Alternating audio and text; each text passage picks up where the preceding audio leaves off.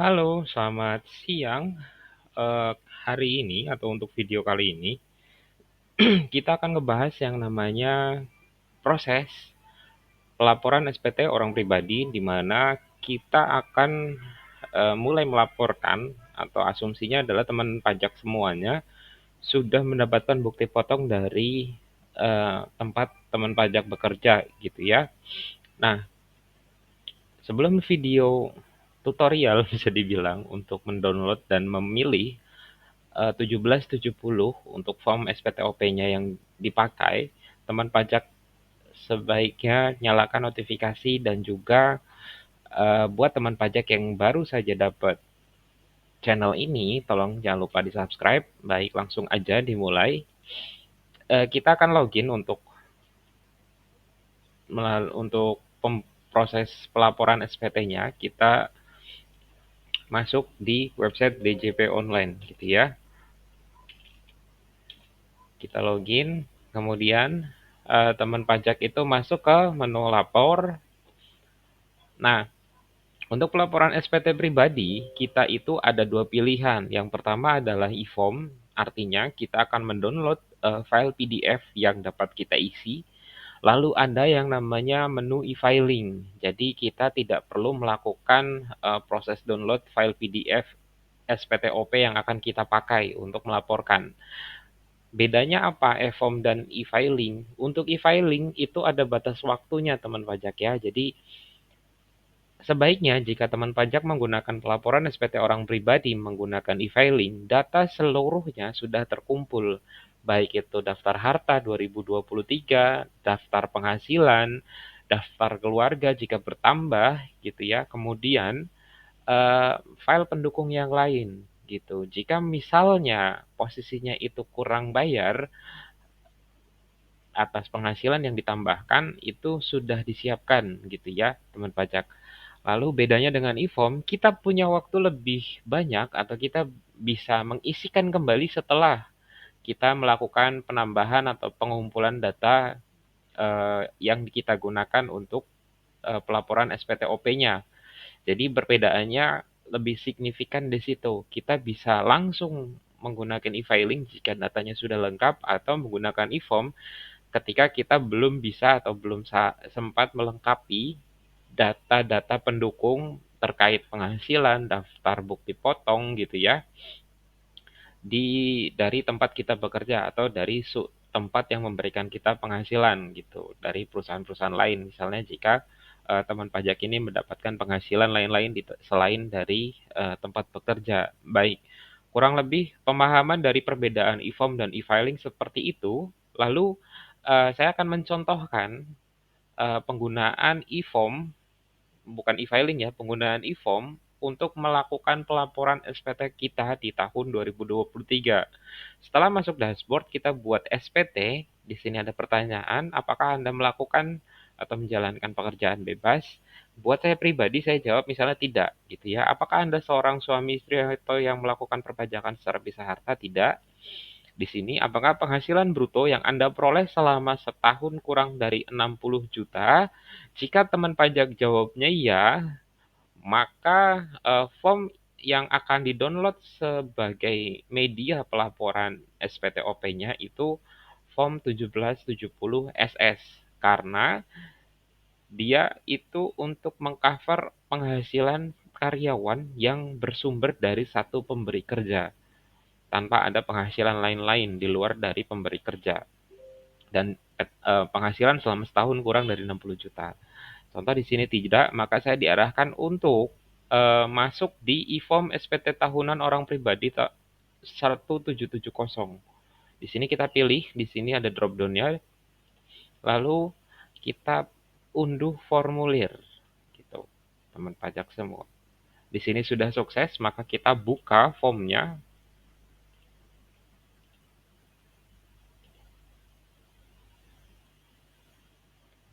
Sorry, salah. Kita masuk ke menu folder, karena kalau misalnya kita buka melalui PDF viewer dari browser itu tidak akan terbuka untuk e-form-nya.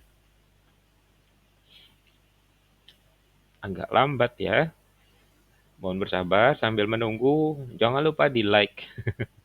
untuk video ini. Baik, kurang lebih tampilannya adalah seperti ini. Kita akan jelaskan dari per masing-masing halaman. Untuk form 1770S, penghasilan di atas 60 juta setahun, dan jika ada penghasilan di luar dari pemberi kerja. Baik, di sini adalah bagian penghasilan yang dikenakan PPh final. Misalnya teman pajak ini punya penghasilan yang umumnya, misalnya punya kos-kosan atau punya kontrakan. Teman pajak akan mengisi di sini nilainya dan PPh yang sudah dibayarkan. Lalu di sini, jika memang daftar harta, teman pajak bisa isi gitu ya. Misalnya di sini katakanlah kita ada uang tunai, namanya kita isikan uang tunai. Tahun perolehannya ini harus 2023, harga perolehannya itu kita isikan nilai pada saat Desember gitu ya, estimasi aja. Misalnya kita isi di sini 15 juta, keterangan di sini uang tunai. Lalu jika ada tambahan, teman pajak hanya perlu menambah daftarnya, di sini kita isi tabungan. Jika misalnya mau teman pajak secara penginputan detail, maka kita isi di sini tabungan bank, kemudian tahunnya 2023, di sini misalnya 100 juta, lalu di sini diisikan nama banknya, Bank BTPN misalnya, Jenius. Lalu jika ada lagi, teman pajak hanya perlu penambahan atau pencet tambah-tambah terus, misalnya teman pajak punya mobil, maka ini bisa dipilih gitu ya. Ya, di sini ada namanya mobil, misalnya di sini nama harta, mobil. Lalu di sini tahun 2023. Jika misalnya teman pajak baru dapat mobil atau baru melakukan pengkreditan mobil di tahun 2023. Misalnya nilai mobilnya adalah 250 juta. Bank keterangan misalnya mobil New Avanza. Oh, Avanza. Oke. Nah, bagaimana kalau misalnya mobilnya kita itu masih cicilan, Pak? Nah, fungsinya kita akan tambah di sini. Contoh, nilai aset yang kita akui untuk kendaraan adalah 250 juta. Kemudian di sini kita menambahkan hutang bank atau lembaga pemilikan leasing, kita isi. Misalnya kita isi bank BCA. Alamatnya misalnya Jakarta. Tahun mulai pengkreditan misalnya 2023. Kita isikan di sini 2023. Jumlah pinjaman adalah jumlah pinjaman yang belum terlunasi. Karena misalnya teman pajak sudah melakukan cicilan sebanyak misalnya 2023 teman pajak melakukan pencicilan dari Januari sampai dengan Desember. Maka sudah ada nilai yang terkumpul dari bulan Januari sampai dengan Desember senilai itu. Misalnya dari 250 juta kita sudah mencicil 100 juta gitu teman pajak ya. Maka di sini nilai hutang kita munculkan di sini 150 juta. Oke, kita ke halaman berikutnya. Kalau teman pajak ada tambahan harta dan seterusnya silahkan ditambah-tambahkan gitu ya. Ini sebagai contoh saja teman pajak ya. Jadi daftar harta pun bisa diisikan lagi. Selanjutnya kita ke halaman berikutnya. Di sini jika misalnya ada keterangan ya, penghasilan itu dalam negeri lainnya. Nah, jika misalnya ada teman pajak yang punya penghasilan, tapi bukti potongnya misalnya sulit didapat dan sebagainya, teman pajak bisa masukkan di sini. Misalnya dalam 1 tahun ini teman pajak punya penghasilan 10 juta atas jasa apa gitu ya. Tapi karena satu dan lain hal bukti potong dari pemberi kerjanya atau yang pemberi penghasilan tidak memberikan atau tidak dapat memberikan. Karena misalnya terbatasnya tidak ada NPWP dan sebagainya alasannya. Kita nggak punya data Bapak gitu ya. Nah, di sini adalah tempat kita merekod gitu ya. Tempat kita merekod seluruh bukti potong yang kita dapat dari pihak lain, pemberi kerja ataupun dari jasa yang kita lakukan atau pekerjaan yang kita lakukan. Kita masukkan nih informasinya ya. Ya, kita isikan, kemudian di sini isi tanggal bukti potongnya teman pajak bisa isikan tanggal hari ini misalnya, kan nggak boleh ya. Jadi di sini tanggalnya adalah misalnya kita buat 31 Desember. Jenis penghasilannya di sini kita isi 21, PPh yang sudah dipotong di sini misalnya 210.000. Ini sebagai contoh teman pajak ya. Selanjutnya kita bergeser ke penghasilan berikutnya. Nah, disinilah perhitungan PPh kita dilakukan. Di sini nomor telepon kita masukkan 0895 sekian ya. Nah, di sini kita isi PTKP supaya tidak muncul merah dan kita bisa next gitu ya. Misalnya di sini kita ambil PTKP maksimal. Penghasilan itu dalam negeri sehubungan dengan pekerjaan. Kita isi nih sesuai dengan bukti potong 1721A1. Misalnya di sini 219.785.110.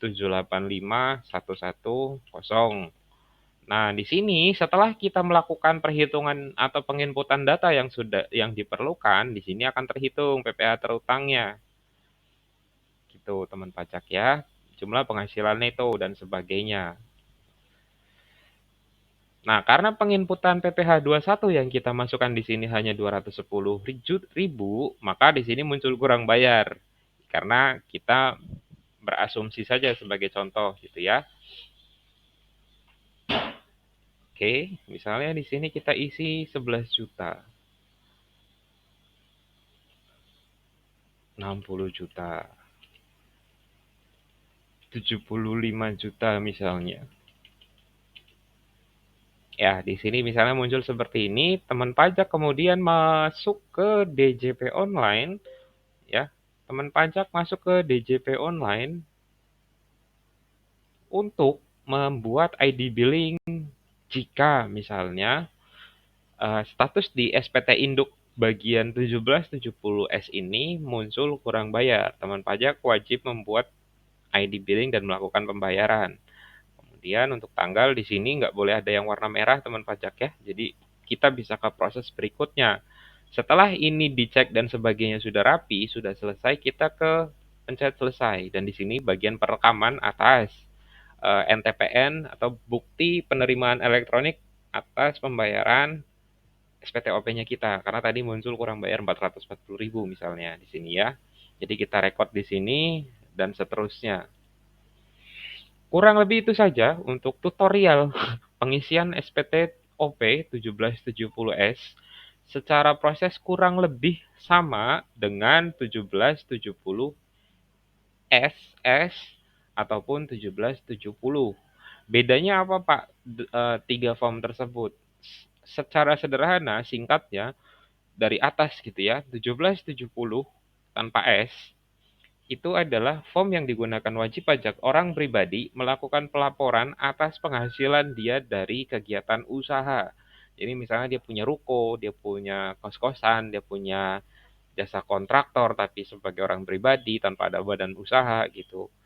Nah, untuk 1770S itu adalah form yang digunakan bagi wajib pajak orang pribadi melaporkan penghasilan dari pemberi kerja dan penghasilan dari pemberi kerja lain atau misalnya memang punya usaha yang kita sebut atau tadi dicontoh dimasukkan di penghasilan lain-lain gitu teman pajak ya. Jadi secara normatif nanti pengenaan pajaknya dihitung di bagian SPT Induk. Lalu bedanya terakhir adalah di form 1770 SS.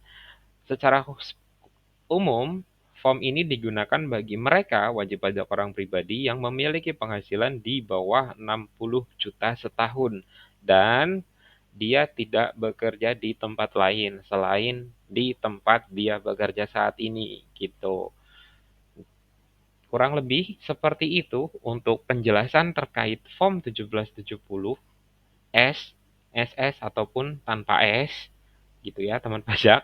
Jadi form ini digunakan atau akan kita gunakan sebagai media pelaporan kita atas penghasilan selama tahun 2023. Saran saya sebaiknya mulai dari sekarang teman pajak sudah siap-siap untuk melaporkan.